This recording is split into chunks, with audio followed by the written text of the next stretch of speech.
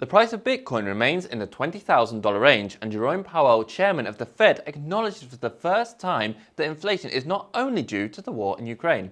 In the world of cryptocurrencies, Ethereum is inching closer and closer to proof of stake, and Saylor, CEO of Microstrategy, comes out in defense of Bitcoin once again. Stay tuned until the end because we're going to go over all of this and much, much more here on the Mundo Crypto newscast.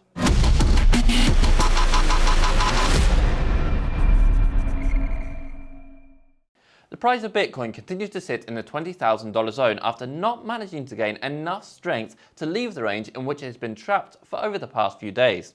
It seems that the looming shadow of a recession is becoming more and more evident, and investors seem nervous in the face of a possible collapse of the global economy. Gerome Powell, chairman of the Federal Reserve for the first time ever, admits that inflation is not a problem stemming from the war in Ukraine. In his appearance before the United States Senate Commission, he assured the following. No, inflation was high before, certainly before the war in Ukraine broke out. On the other hand, the president of the Fed assured the public that it's not his intention to cause recession, but reminded the population of the need to tackle inflation. We're not trying to provoke, and don't think that we will need to provoke a recession, but we do think it's absolutely essential that we restore price stability, really for the benefit of the labor market as much as anything else. And in Europe, we must pay close attention to the decisions stemming from the G7, which is meeting this week to discuss, above all, the war in Ukraine.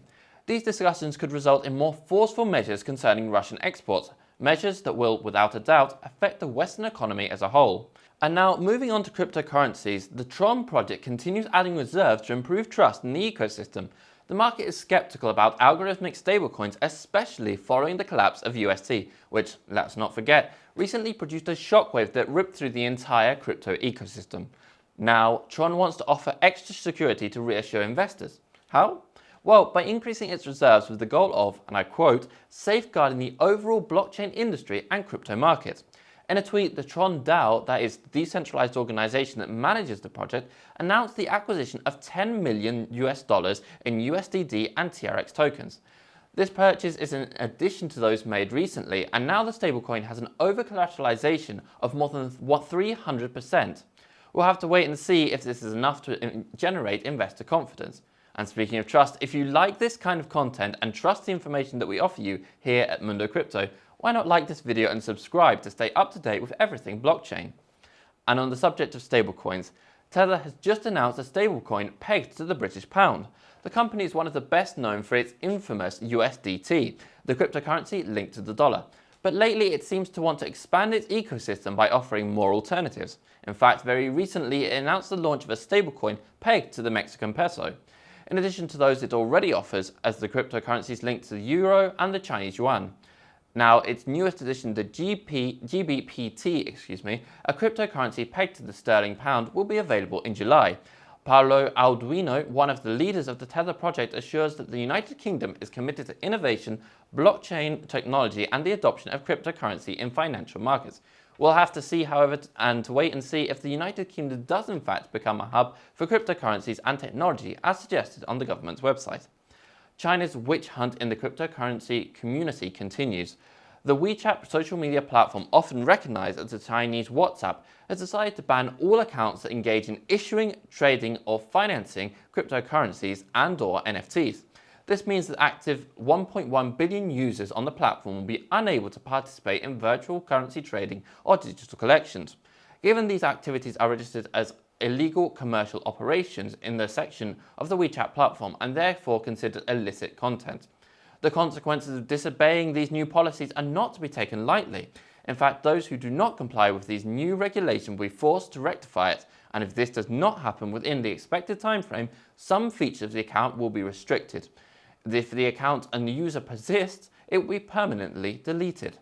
The sanction will be calculated based on the gravity of the infraction as well as the attitude of the user in question. And the bad news continues for Terra employees. After the collapse of the entire ecosystem, which meant million-dollar losses for many investors, now the Korean authorities have decided to investigate all of the company's employees. The prosecution has decided to ban key creators of Terra from leaving the country.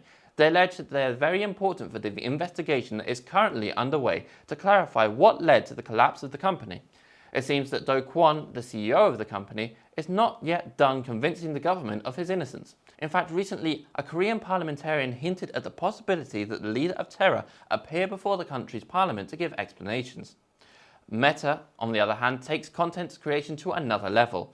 In a Facebook post, CEO and founder of Meta, Mark Zuckerberg, announced new monetization tools for both Instagram and Facebook, which aim to provide creators with a greater diversity of products when it comes to generating profits on both platforms. In the post, he highlighted that 6 updates were in the works, among which users would have the option of monetizing Reels and Lives, as well as subscriber-only groups. Additionally, one of the updates involves the introduction of NFTs on Instagram stories using Spark AR, a program used for the creation of filters. This is not entirely recent news, as last month's Instagram CEO, Adam Mosseri, took to Twitter to reveal that NFTs will soon make their way to Instagram. While a launch date has not yet been revealed, we'll have to wait and see how the community responds to these new updates. A recent hack leads to a $100 million loss. This time, Horizon Bridge was the victim, a tool that connects Harmony with the Ethereum ecosystem. After the attack, the bridge was blocked to prevent further losses. Although the identity of the hacker remains unknown, Harmony came out to reassure its users, stating that they already were working with the FBI to find the culprit and the Bitcoin bridge is fully secure. One of the founders of Harmony, Stefan Cisse, claimed that the hacker has managed to get hold of certain private keys and extract BUSD, USDC, Ethereum, and wrapped Bitcoin tokens. Within 2 days of the hack, Harmony has decided to offer a $1 million reward to the hackers if they return the stolen assets, claiming that they won't press charges if they do. We'll have to wait and see if they will keep their word, as this wouldn't be the first time where an offer like this has been made and not honoured, such as just as like last year, for instance, when Poly Network hackers returned $600 million. Microstrategy is one of the companies with the most bitcoins accumulated, and its CEO, Michael Saylor, remains convinced that Bitcoin, despite the delicate situation, is here to stay. Here's what he had to say. We're in here for the long term. Bitcoin's going to outlast all of us. I'm quite sure of that. As you can see, Michael Saylor is certain of the future of Bitcoin, and to explain his vision of the prosperity of the cryptocurrency, he referenced an example from 1900s in his interview with CNN. Have a listen. 1,500 oil companies were launched in a single year. Lots of them went bust, 99%, but the rest is history. We've got cars. Oil business is a huge business. It changed the future of the world. And with this idea, he seems to want to show his maximalist position on Bitcoin, and in doing so has become one of the most loyal defenders of this cryptocurrency. Dogecoin is caught red-handed. Recent reports by blockchain analysis provider Elliptic have revealed that Elon Musk's favorite meme coin has been involved in a $1 million transaction linked to illicit activities. These activities involve fraud, scams, Ponzi schemes, and in some cases financing of terrorism as well as sexual abuse of minors. But let's not fool ourselves, because this cryptocurrency is not the only one that has been used to commit crimes. Bitcoin and Tether are also known to have been used to commit illicit activities around the world. According to the Israel Counterterrorism Office, the most used in financing of terrorism activities. And although this data might be shocking, the reality is that the cash is still the most used means of financing criminal activity, according to the UN, since it is impossible or almost impossible to trace it. And Ethereum is inching ever closer to proof of stake. As we informed in the video above, Ethereum has been testing for over a year to carry out the migration from proof of work protocol to the proof of participation protocol, the well-known proof of stake. These tests have been going on for some time now, thanks to its first testnet, the well-known Beacon chain. Now, the new testnet, named Sepolia, is being merged with the Beacon chain. If this merge is successful, the definitive step to reach the new protocol could just be a few months away. Now, from one network to another, the world of smartphones and blockchains are increasingly united. Solana has just announced Solana Mobile Stack, a new Web3 branch dedicated to the development of smartphones. In the announcement, they assure that they will begin to produce the new smartphones from 2023, and the first of them, which will be named Saga, will have a new operating system developed by the company itself. The device will include Solana Pay, a payment app developed on the Solana network, and will also incorporate a decentralized app store. At the moment, the new smartphone-specific features are unknown, although the devices can be booked or pre-ordered on the solanamobile.com website.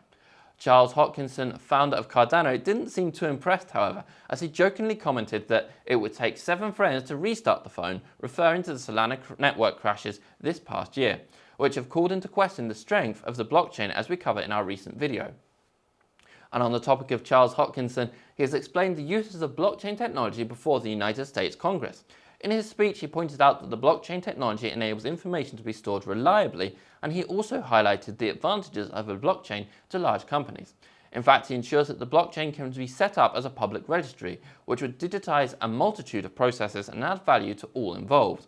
For instance, a farmer has to deal with a ton of documentation regarding property rights, lease contract, and authorization from public bodies. If all these processes are digitized on the blockchain, regulators or researchers could obtain valuable information to improve the agri-food industry.